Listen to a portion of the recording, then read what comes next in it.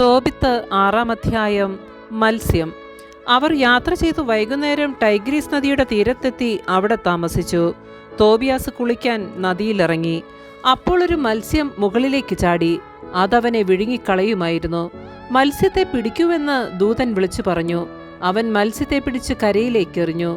ദൂതൻ പറഞ്ഞു, അതിനെ വെട്ടിപ്പിളർന്ന് അതിൻ്റെ ചങ്കും കരളും കൈപ്പയും എടുത്ത് സൂക്ഷിക്കുക. അവൻ അങ്ങനെ ചെയ്തു. അനന്തരം അവർ ആ മത്സ്യം പൊരിച്ചു തിന്നു. അവർ യാത്ര തുടർന്ന് എക്ബാത്താനയ്ക്ക് സമീപമെത്തി. തോബിയാസ് ദൂതനോട് ചോദിച്ചു, സഹോദരനായ അസറിയാസ്, മത്സ്യത്തിന്റെ ചങ്കും കരളും കൈപ്പയും എന്തിനാണ്? അവൻ പറഞ്ഞു, ഒരു പിശാചോ അശുദ്ധാത്മാവോ ഏതെങ്കിലും സ്ത്രീയോ പുരുഷനെയോ ഉപദ്രവിച്ചാൽ ഈ ചങ്കും കരളും പുകച്ചാൽ മതി. അവയുടെ ശല്യം പിന്നെ ഉണ്ടാവുകയില്ല. തിമിരം ബാധിച്ച കണ്ണിൽ കയ്പ പുരട്ടിയാൽ അത് മാറും.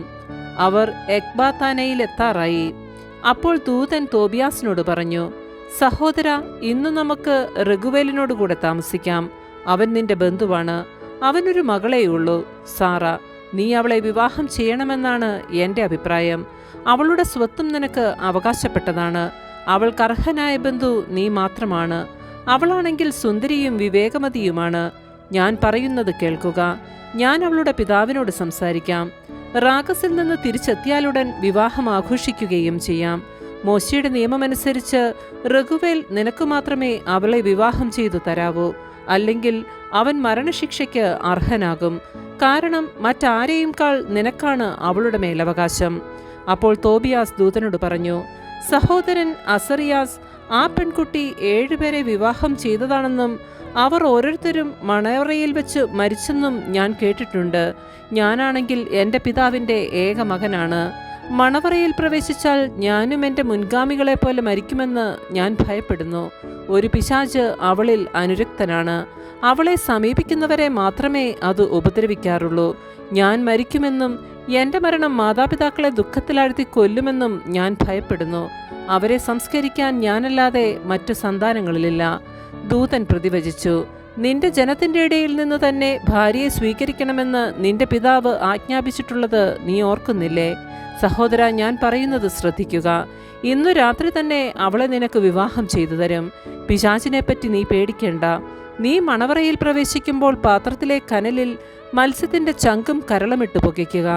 അതിൻ്റെ മണമേറ്റാലുടൻ പിശാച് ഓടിയകലും, പിന്നീട് ഒരിക്കലും വരികയില്ല. നീ അവളെ സമീപിക്കുമ്പോൾ നിങ്ങൾ ഇരുവരും എഴുന്നേറ്റ് നിന്ന് കാരുണ്യവാനായ ദൈവത്തെ വിളിച്ചപേക്ഷിക്കണം. അവിടുന്ന് നിങ്ങളെ രക്ഷിക്കുകയും നിങ്ങളോട് കരുണ കാണിക്കുകയും ചെയ്യും. നീ പേടിക്കേണ്ട. അനാദി മുതലേ അവൾ നിനക്കായി നിശ്ചയിക്കപ്പെട്ടവളാണ്. നീ അവളെ രക്ഷിക്കും. അവൾ നിന്നോടുകൂടി വരികയും ചെയ്യും. നിനക്കവളിൽ സന്തതികൾ ഉണ്ടാകുമെന്ന് ഞാൻ വിചാരിക്കുന്നു. തോബിയാസ് ഇത് കേട്ട് അവളിൽ അനുരക്തനായി തീവ്ര അഭിലാഷം പൂണ്ടു. ആമേൻ. പരിശുദ്ധ പരമാ ദിവ്യകാരുണ്യത്തിന് എന്നേരവും ആരാധനയും സ്തുതിയും പുകഴ്ചയും ഉണ്ടായിരിക്കട്ടെ.